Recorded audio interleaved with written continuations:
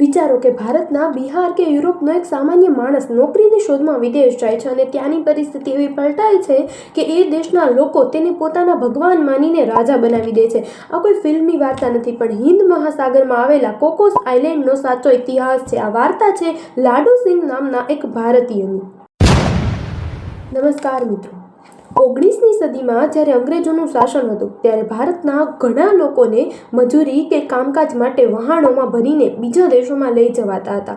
લાડુ સિંહ એક સામાન્ય રસોઈયો અને જાદુગર જેવી કળા ધરાવતો માણસ હતો. તે કોકસ ટાપુ પર પહોંચ્યો. ત્યાં તે સમયે ક્યુનિસ રોઝ નામના એક ગોરા સાહેબનું શાસન હતું, જે ત્યાંના સ્થાનિક મલય લોકોને ગુલામ બનાવીને રાખતા હતા.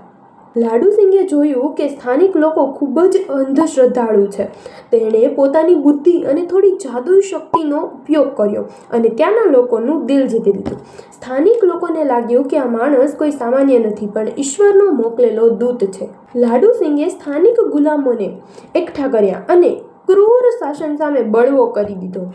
બળવો સફળ રહ્યો અને ટાપુના લોકોને ક્યુનિસ રોઝને હાંકી કાઢવાનો લાડુ સિંહને પોતાના રાજા તરીકે જાહેર કરી દીધો. એક ભારતીય બ્રાહ્મણ હવે ટાપુનો સર્વેસર્વા હતો. રાજા બન્યા પછી લાડુ સિંહે ટાપુ પર પોતાના નિયમો ચલાવ્યા, પણ બ્રિટિશ સામ્રાજ્યને આ વાત હજમ ન થઈ. અંગ્રેજોએ પોતાની નૌસેના મોકલીને આ ટાપુ પર ફરી કબજો કર્યો અને લાડુ સિંહને ત્યાંથી જેલમાં મોકલી દેવામાં આવ્યો. પણ ત્યાં સુધી તે જીવ્યો, ત્યાંના લોકો તેને જ પોતાનો અસલી રાજા માનતા હતા. આજે પણ આ ટાપુના ઇતિહાસમાં લાડુ સિંહનું નામ સુવર્ણ અક્ષરે લખેલું છે.